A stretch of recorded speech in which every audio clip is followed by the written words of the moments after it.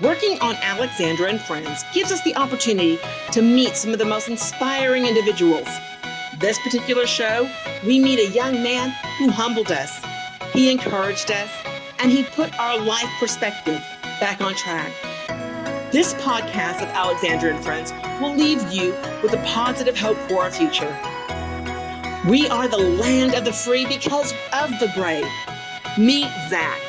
When tragedy hit his life in an unthinkable way, he didn't say, "That chapter of my life has come to an end." He chooses to write his own story, and he wasn't ready to sit back and watch life pass him by.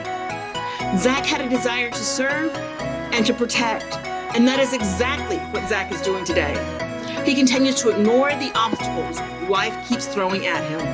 We are honored to introduce this amazing man and his phenomenal It was story. rough, so growing up my whole life, I've had to overcome a lot of obstacles.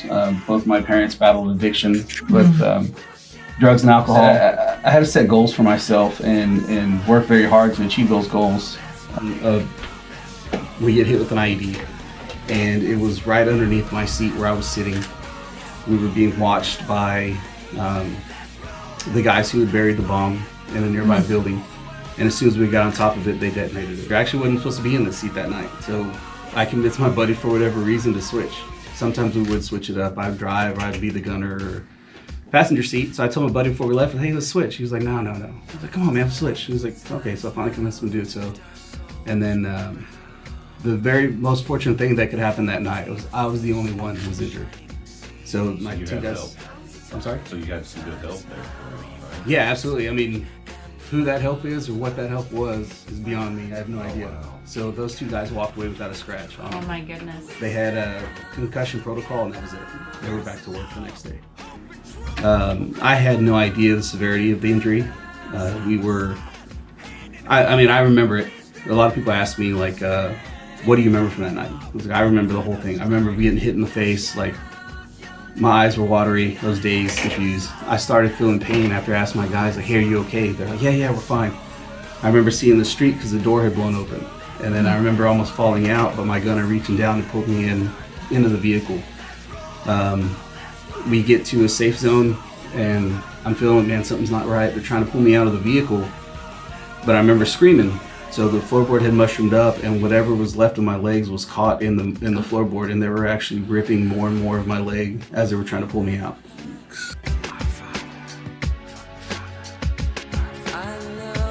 So yeah, I'm grateful that we did, because although I know I would have done what I had to do to help somebody in that situation, I don't know if my heart would have been in the right place to see them like that and Right. to live the rest of my life thinking like, man, having those visions in my head. Right.